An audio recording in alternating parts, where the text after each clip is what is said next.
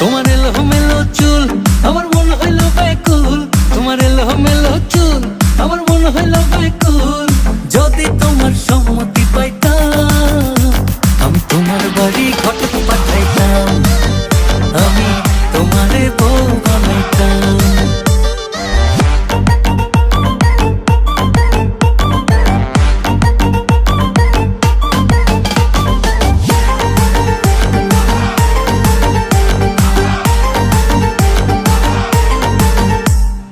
আসা যাওয়া পারাপারে লাগছে তোমায় ভালো